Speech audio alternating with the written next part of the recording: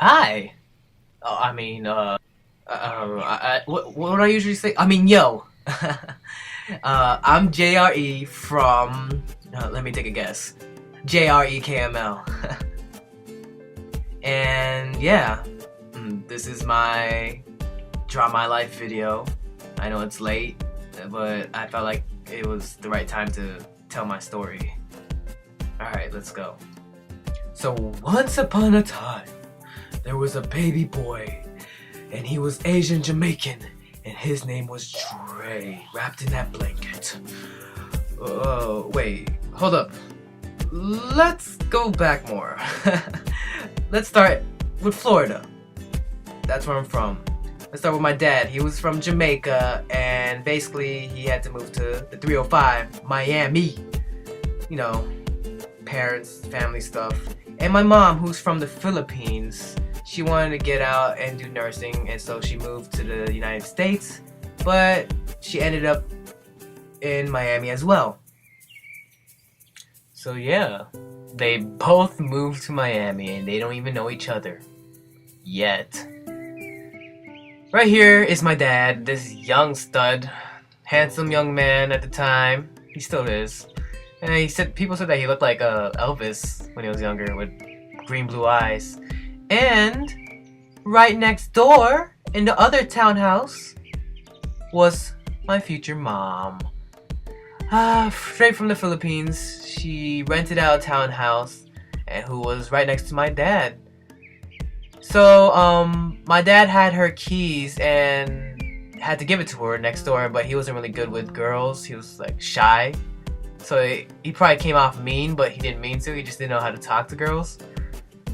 But in the end, they basically fell for each other, I guess. Well, I'm here, so they definitely fell for each other. And, you know, it's the start of a new relationship. So yeah, even to today, he still makes this joke that he loved thy neighbor. You know, like one of the commandments, love thy neighbor. He's like, and guess what? I love thy neighbor. So funny. Love you, Dad. You're hilarious. So yeah, they are finally together. I think it's been like 3 years into this relationship, and they're both happy. They both love each other. I'm guessing since I'm here, and you know they fell in love. You know, happy ever after. And it was his first love. So, aww, my dad's first love. Meanwhile, off in another distance, a baby was born. Bum bum bum, but whose baby was it? It was come on, Dre, you can write this. Girl. Good job, Dre. A girl? But I'm not a girl. Hold up. No way. Camel was born? Aw, snap. Aw, snap. Yay! Let's put some fireworks. Good job, Dre. You know how to draw. That's terrible fireworks. Why? Okay. Good job, Dre. Anyways, my cousin. Aw, Camel. So yeah, my dad here, they used to take Camel everywhere. And I mean everywhere. You know, take his niece, Camel, and of course my mom took care of her as well, like it was her child. So you can say KML was their practice child before I was even an idea or in the picture. And yeah, they would take her everywhere. Few years later. Ba, ba, ba, ba, ba, ba, ba, ba. I don't know what that was, but basically I was born, and you know, Asian Jamaican Dre was here. Aw, look at him. He looks like a cocoon. Childhood memories. I was naughty child, cute. I was always naughty, flirty, and I love girls. Always used to flirt with them. Yeah, I remember I was so naughty and mischievous because I remember my parents used to host parties. I used to take off my clothes and go streaking when I was younger. I don't know why, don't ask, but I thought it was amazing at the time. I was free to do what I want and show my pee-pee. And yeah, Camel was there, and also my other cousin Rosie was there, and they were basically speechless because they just witnessed their little cousins pee-pee all over the place. But in the end, I was still a good kid, just a little mischievous. Also, my parents put me in Taekwondo when I was younger to be more disciplined. And it worked. I like breaking wood. That sounded wrong. Taekwondo. I also learned how to count in Korean and say like a few things, but I kind of forgot in the end. But in the end, after a while, I earned my first degree black belt, and yeah, that's it. So moving on to high school, where I was a chubby McChubster. I was a little chubby little Asian, but the girls kind of liked me still, so they kept on talking to me, so it was no big deal. I also had weird weight issues because I would get skinny and all of a sudden I would get chubby again. It was weird. I didn't mind it though. And when it come down to choosing my friends, it was weird because I was like the middleman. I could have just joined the popular kids, but it felt weird. But I ended up going with the nerds. I wouldn't call them nerds, I would call them friends because I felt more comfortable with them. But it had its backlashes too because they had bullies, and basically I got in a lot of fights in high school. I had a reputation, it was bad. But in the end, it was all worth it because it was for my friends, and I didn't want them to have bullies. Even though I had like a lot of bruises all over my face. Moving on to college, I took my first college class, which is a music appreciation class, which I learned different music like Frank Sinatra and of course K-pop, where they showed me Super Junior, Mr. Simple, Girls' Generation, and all that. But I wasn't really interested at all at the time. It was interesting though. Later on, I tried doing YouTube just because I wanted to do YouTube, but it didn't really work out. I was shy, I didn't know how to present myself. It wasn't really working at all.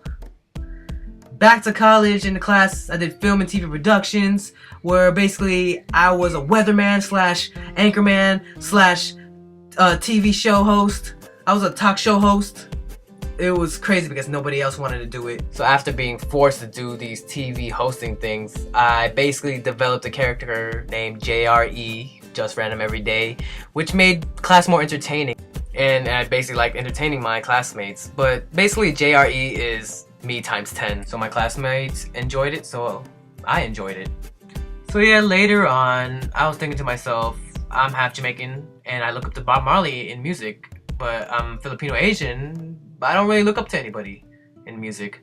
So I went onto YouTube and typed in Asian Usher, and Taeyang came up with I Need a Girl, and I was like, oh my god, I love this song. Even if I didn't understand it, it just felt right. So K-pop seemed more interesting now, so I looked up more things like G-Dragon, I found him, Heartbreaker, SNSD, Big Bang Haru Haru, and a lot more. I just went through K-pop, K-pop, K-pop, and I just basically fell in love with K-pop. So Jamaican, Bob Marley, Pinoy Asian, I looked up the K-pop, Taeyang, G-Dragon, Big Bang, etc. Then I went back on YouTube and I looked up K-pop well, not reactioners, K-pop YouTubers like Freshly Flipped, Hey It's Zayners came up, Channel Dylan, Eat Yo Kimchi. That's the way I like to say it, but yeah, I looked them up and I was like, interesting. So a rookie group came out named BAP Wood Warrior, and I recorded my reaction, and whoa, 5,000 views. That's a lot for somebody that has not really that many subscribers. So that's when I got a little bit more serious with JREKML and brought KML into the picture. At the time, she wasn't really into K-pop, but we just did skits, blind reviews, and basically AKA reactions. JREKML 1 subscribers went up, and I was like, it went to 1,000? What? And my eyes blew up, almost looking like boobies, but they're eyes. I also did shout-outs and recommendations of other YouTubers like Shao Kani, who's a badass. And of course, I also made a shout-out to Freshly Flipped, who surprised me and gave me a shout-out back. I'm like, what? He gave it back? My eyes were open again. I was like, yo, he shouted me back. And then I tried to tell KML, and then she's really not into K-pop at the time. So she's like, who's that guy? And I'm like, what? You don't know who Freshly Flipped is? Wow. KML, fix your life. At the time though. The subs went up, the views went up, and I just wanted to hustle more. I just did more reactions and brought my personality out, and then I still brought KML with me, and she was more into K-pop at the time now. and we just loved K-pop, and we did it for fun. So after this, I wanted to get to know more people that like K-pop on YouTube. So I made a tiny chat, and I hosted chats like almost a lot. And you know, I met people like Leonie, Jew, Patrick. My bad, I spelled your name wrong. Dan, Markers, Shay, Hunter, and a lot more. It was amazing.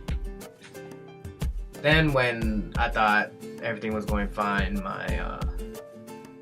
it wasn't, because my dad was sick. He was trying to hide that he got a stroke. My dad is stubborn sometimes, and he couldn't hide for long because his speech was different, and I was scared because he was my dad. He was like my best friend.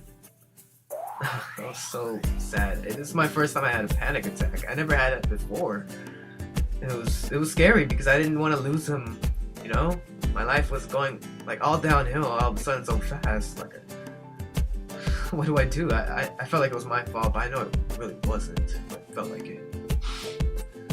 So yeah, I had to stay by myself at home because my mom, of course, found out and had to take my dad to the hospital. And you know, she had to stay there at the hospital because she's a nurse and she cares about my dad, of course, and his health. So they went to the hospital for a while, and I was home alone. And I didn't like it one bit. I was sad the whole time because I don't know what was gonna happen to my dad. And during those weeks, I wasn't myself. I was in a dark place. Not that much people notice in Untitled Chapter, but I had bad thoughts, like really bad thoughts. I was alone. I was sad. I didn't want to deal with anybody. But in the end, I always did tiny chats, and it always made me happy. Like the people that I met on there, and plus K-pop. We talked about K-pop. It made me even more happier, and it made me, you know, get through my day a little bit better. And I don't even know if they really know this, but my K-pop family actually did help me through the times, you know, through the tough times. Talked about K-pop, but I really want to thank them. So K-pop, filming, and chatting with these amazing people who I call my K-pop family, who helped me through my troubles when I'm sad. I felt not alone. It kept me busy, so kind of made me more happier. So God, why am I crying? So from being in the darkness and being alone to talking to these awesome people, being happier, it made my days better. So as months passed, my dad got better, and soon you know I was blasting K-pop in my house. But of course my dad had to come back, and I was happy after like 2 months. He was better, but still kind of iffy. But it was all good. So K-pop, tiny chat, YouTube, it made me happy. It made me, Dre, who you watch every day. So I love K-pop, and you can say K-pop saved my life and the people that I met through. And that's why I always say, listen to K-pop, it feels good, because it's true. It helped me.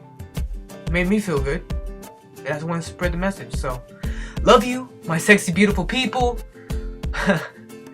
Oh, I'm JRE from JREKML. Bye. Salute.